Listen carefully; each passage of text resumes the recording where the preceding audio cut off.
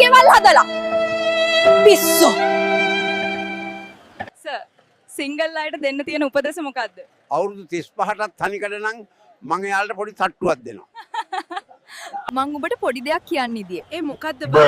ගොපළු යකාගේ කෙවිත වගේ නෙවෙයි කසුන් අයියාගේ කෙවිත නම්. මායි මගේ ගෑණි හොඳට ගැලපෙනවා.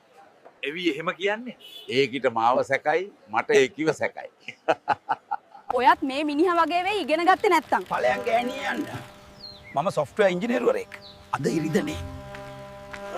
ඒ දවස්වල කෙල්ල කිව්වේ මං කැතයි කියලා මගේ පර්ස් එක දකින්නකම්. ඔදින් පර්ස් එක දැක්කම මොකද කිව්වේ? කැත විතරක් නෙවෙයි මම හිඟන්නෙක් කියලාත් කිව්වා.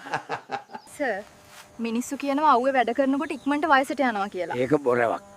එතකොට සර්ට වයස කීයද? මට 25යි.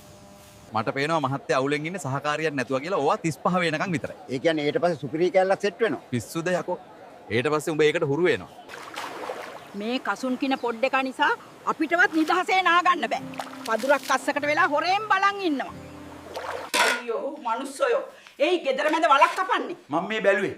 අපේ තාත්තා මැමදාම කිව්වා මේ ගෙදරට ලක්ෂ 30ක් 40ක් යට කරා කිව්වා. දුවේ ඔය කිරිද හදන්නේ. ඔව් එම්මේ තරිදුට. ඔපේ දුවේ ඔපේ එක කිරි බොන්නේ නැහැ. හැබැයි එම්මේ ඊයේ මම දුන්නාම නම් බිව්වා. එයි ඊයේ නානගේ කඩෙන් කොත්තුවක් කෑවා බං. උදේ ඉඳන් ලැට් එකේ.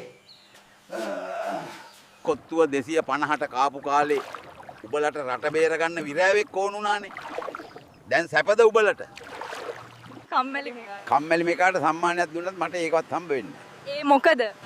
මට ඒක ගන්න යන්නත් කම්මැලි. මේ රෙදි වැලේ එක ජංගියක්වත් දාන්න බෑ. මේ සදුන් කියන පොඩි පගය උස්සන් දුවනවා. මට අබු වුණොත් නම් පේර ගහේ එල්ලන් කනවා.